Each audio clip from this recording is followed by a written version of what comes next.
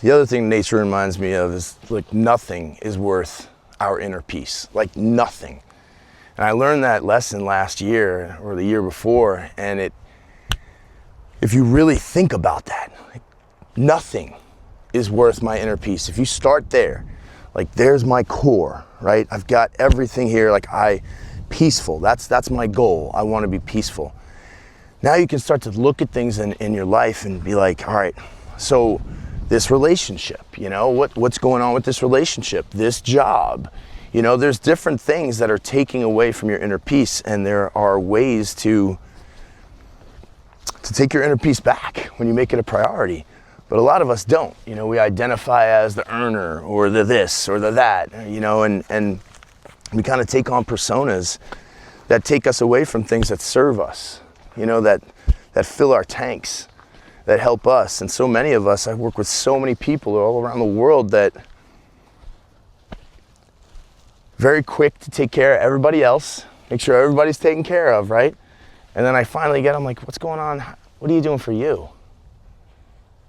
And just like I did 15 years ago, I don't know, like you get to that point where it's like, I'm trying to fill everybody's tank, man, but I'm out of gas. And we reach burnout, and we reach resent, and we reach broken relationships and broken commitments because we were under pressure, man, and we didn't give that little kid inside that inner peace that we want. We didn't give that voice. Like our true heart's honesty, we didn't give that voice, and we didn't take care of ourselves. So we're not taking care of ourselves. Here we are trying to show up. Look, we're performing, we're taking on more, and then boom, there's a cliff. And you don't know when that cliff is, right? And it's really a matter of capacity and load we take on. And our capacity, we keep taking on more, and we're like, wow, I can do more. Yeah, I'll take on that job, I'll take on that relationship, I'll take on this thing, whatever it is. And you get to a point where you go, boom, things start falling off. You start missing, and you're like, that's not like me. I missed that meeting, I missed that call, I didn't get this thing done, whatever it is. And this has happened to me over and over again, and tons of people. It happens to all of us. But the thing that I think the critical path that I found is that inner peace, because if we can be in touch with ourselves and know what gives us inner peace and know when we're at peace, then we can know that we have capacity to take on more. But if we're not in a state of peace, we can't really see that. We can't really understand where our capacity's to, because we're not paying attention to the gauge. We're getting to that burnout, and we can maybe feel it, but it shows up symptomatically in problems with our relationships, problems with our performance, problems with all kinds of things, our health, right? Things happen in our lives when we're getting out of balance, and a lot of us right now are living out of balance. I lived like that for so many years. And nature, for one thing, is one of the many, many places where I recharge. There's things that recharge you and things that drain you. And nature's one that really, really, really recharges me. And it's one of those things I do for myself.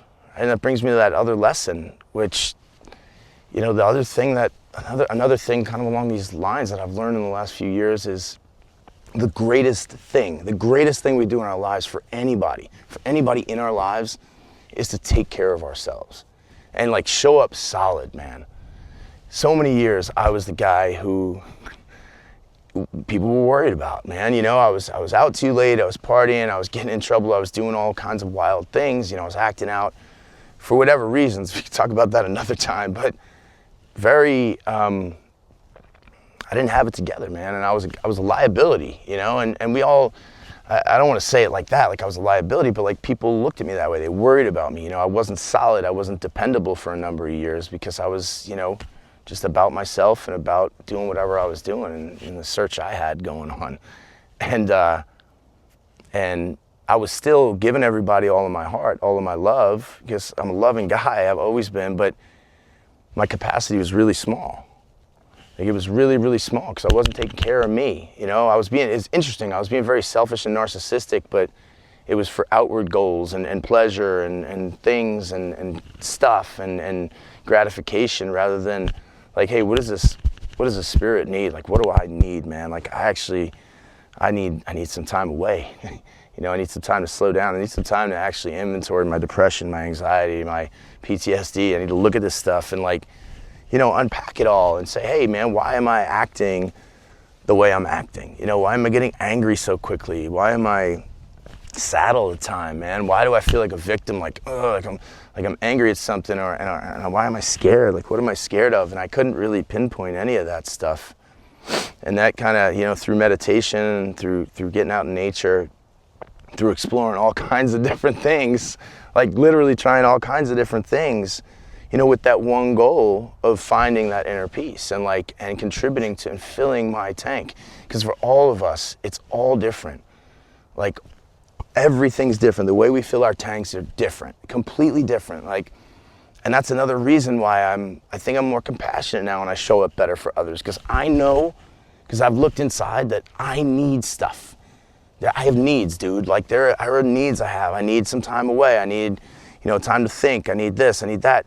And society won't give you those things. Like that's the funny thing. Like nobody's gonna come and be like, hey, here's a cush life, or here's the life you want, or here's what, you know, what you need. Like we expect people to know that stuff. We expect people to deliver it, our boss, our job, our career, our friends, our mentors, our, you know, fathers, mothers, whatever. But the reality is, until you stand up and say, I'm gonna fight for this little kid, not fight, but I'm gonna make space for myself, for the little boy in me, or the little girl in me, right? Like I'm gonna make this the center and actually take care of myself. And I wanna show up solid, right? Putting on the airplane mask for oxygen first. I wanna show up solid for others. So what that's done over the years has gotten me to a place where that capacity I have is greater. And my heart is wider. I understand that I have needs, so I know that you have needs, and he has needs, and she has needs, and they have needs. And I know they're all different. And I know I have to show up. I say this a lot about bosses and leaders. Like, it's kind of like that restaurant slogan, that fast food restaurant, you know, like be a sandwich artist. You have to make the sandwich how that person wants it. If you truly want to connect, right, and truly want to like communicate, you got to make it how they want it. So like taking that sandwich and knowing like they have needs that are different than mine. So I can't really talk to them the same way. That I'm comfortable with you talking to me however you want. Most people aren't, right? So, and I know that. So like you want your sandwich with banana peppers and some oil and vinegar, right, and some lettuce, and you want it with, you know, chorizo and whatever, some salt and pepper. So if we can truly show up lovingly like that, knowing from a place of compassion for ourselves and for others, and that comes through the deep searching for peace and the having inner peace as that kind of focal point. Because once that's the focal point, the how doesn't really matter. You know, obviously you don't want to go out doing terrible things for inner peace. So hopefully that's not what gives you inner peace, but the how really isn't important. You know, what you do to center, to fill your tank, to feel whole, to feel okay, you know. And when you start this journey, that's another thing that's really interesting. When you start this journey, you know, you start to kind of realize some of your own behaviors. And you start to realize, wow, I am sad. Why am I sad, right? And I am angry. Why am I angry? And then it's very easy at this point, right? Whenever any of us start trying to do work to try and get to a place that's more peaceful, more calm, more relaxed, or progress ourselves, you know, progress our human in this world, we start to uncover things, and it's super easy to start judging ourselves, like right away, dude. And that's a trap I fell into, man. Like, judging yourself is so easy to do because now you're shining a light on like a behavior pattern that you've had for 5, 10, 15, 20, 30, 40 years, 50, 60, whatever, lifetimes. Like you've had this pattern of behavior that you've never really looked at. Like take anger, for example, you know, and I start going, oh my gosh, why am I angry? You know, and sitting with that. Why do I feel that anger right now? What is that? Oh, wow, it's because I was sad. It's because I was scared. And then I took it out and I was frustrated. And then you see yourself acting like that and making mistakes and doing things. Now that you're paying attention, you're like scolding yourself. Like I did this, like scolding myself for like these behaviors that have been ingrained over, a long period of time. And these behaviors are so ingrained that it's going to take time of shining light on them to let go of them. And we have to know that. That's such an important point. That is such an important point, to have compassion for ourselves and be gentle, like super gentle with ourselves as we're doing the work. Because man, we're here, we're showing up, we're committed. Let's not kick ourselves in the teeth, right? It's like we're trying, man. That little kid inside is trying to do better, trying to change his little ways and trying to do, the right thing. And so we're shining the light on. All we have to do is see it and say, oh, that's not how we want to act. All right, that's not, come on, buddy. Like, let's get back on. Let's get back on the highway, get back on the track. And just notice and smile with curiosity rather than judgment. Oh, there it is again.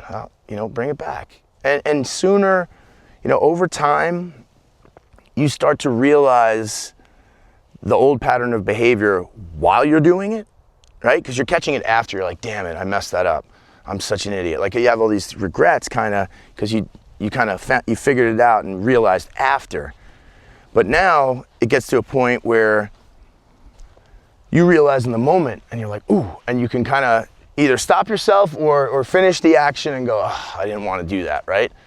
And then it gets to a point where you start to notice the thought of, I'm gonna go crazy on this person, right? And then you go, you're about to respond to an email and be like, oh, I'll show them, they're so wrong, wait, they had a little pithy response and you're just like, I'm gonna blast you because I got the information. We all get that. Nope, I'm gonna stop. I'm not gonna send this email right now because I am hot. Why am I hot? Whew, what's going on? What was it about that email? Oh, you know what? It's because I feel like that guy doesn't give me the time of day and listen to me when I'm talking. I told him all this information and he emails me the 6 questions the day before. We got to get this thing together. Why doesn't he listen to me? Well, Josh, that's a problem. That's a you problem, Josh. It sounds like you got to go talk to Ben and say, hey, bro, when we're communicating, I feel like what I'm saying is not landing with you. Is there something we can do to make sure that, I'm communicating better with you? Is there a better way that I can communicate with you? And truly attack the issue and not Ben, not the problem. Because look, man, he's trying to figure things out in life just like I am, and you are, and you are, and you are. So then it becomes a really interesting, life gets super interesting with this inquiry. Because it's like, why am I feeling this way? And why was I about to act that way and send that email and blast that guy and create another division in this team or this family or this unit or this organization, whatever. And it's like, hold on. Oh, there's actually a deeper issue. I feel slighted by this guy. Well, go take care of that. Here's where the courage comes in, but that's the issue. And that's what you can control.